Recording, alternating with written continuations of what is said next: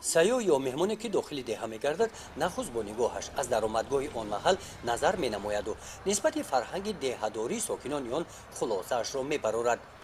در جماعت دهات گلستان درآمدگاه دهه به نام سالنوی شریف از پرتوگاه آغاز می‌یابد. بحر زیبایی محل تازه و آباد گردانیدن آن در عرفه جشن نوروز آموزگاران و کارمندان خواجگی مؤسسه تزدید میانه عمومی رقم 37 و تازه کردن پرتوها و کارکرد آن شروع کردند. کارکرد پرتوها در ناحیه ایواسه این نوگانی می باشد.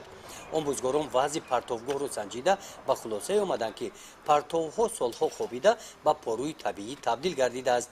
متخصصان توصیه دادند که بعد بیختنی آن به صفت پاروی طبیعی استفاده بردن آن در زمین‌های کشاورزی برای سرحاصل گردانیدن زمین مفید می باشد. با همین مقصد معلمان برای تازه کردن پرتوگاه و کارکرد آن حشر اعلام کردند.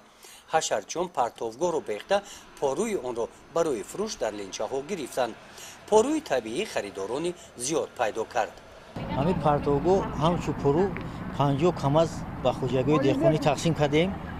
انا با اقدام اینه که مؤسسه تعلیمات میانه عمومی رقم 37 با زیاده با 30 کم از دیگه انا هم پارو را بیخته به خوجگاه دهخانی تقسیم میکنیم. هم فایده گرفتن ممکن، هم تازه کردن ممکن، هم حالت گیگنی دهها و مؤسسه تحصیلات میانه عمومی رقم 37 را در حالت خوب گیگنی سانیتاری نگاه داشتن ممکن. این دستور سپارش‌های سردار دولت اساسگزار صلح و وحدت پیشوای ملت محترم امام علی رحمان است.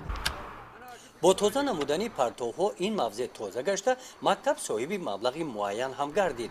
از درآمد پرتوها برای قبولگزار نمودن اطرافیان نیالهای آرایشی و سایه‌افکن دسترس نموده شینانیدند.